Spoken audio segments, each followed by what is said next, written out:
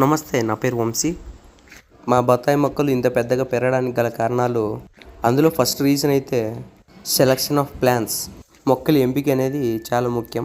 నర్సరీలలో అంటు కట్టేటప్పుడు తల్లి చెట్టు నుంచి అయితే కొమ్మ అయితే కత్తిరించడం అయితే జరుగుతుంది. ఆ తల్లి మొక్క అనేది చాలా గొప్పగా, అదేవిధంగా ఎక్కువ కాపు రావడం అయితే జరగాలి. అదేవిధంగా కాయ సైజులు అయితే రావాలి. అలా కాకుండా తీగంట్లు, తర్వాత కాయ సైజు రానివి, అలాగే రైతుకు నష్టం కలిగించే బత్తాయి మొక్కలైతే తీసుకోకూడదు. ఇక మా విషయానికి వస్తే, మా తోటలో ఉన్న బత్తాయి మొక్కల నుంచి తీసిన కొమ్మలతో అంట్లు కడతాం కాబట్టి రైతులకైతే ఏ సమస్య ఉండదు. ఇక మా బత్తాయి తోట గురించి, అలాగే చెట్ల గురించి, వాటి కాపు గురించి, దిగుబడి గురించి ఈ ఛానల్ అయితే అప్లోడ్ చేశాను, ఒకసారి చూడండి. ఇక బత్తాయి చెట్లు అనేది మన రైతుల తోటలో 15 సంవత్సరాల పైబడి ఉండాల్సిన పంట. బత్తాకాయల మొక్కల ఎంపిక అనేది చాలా ముఖ్యం.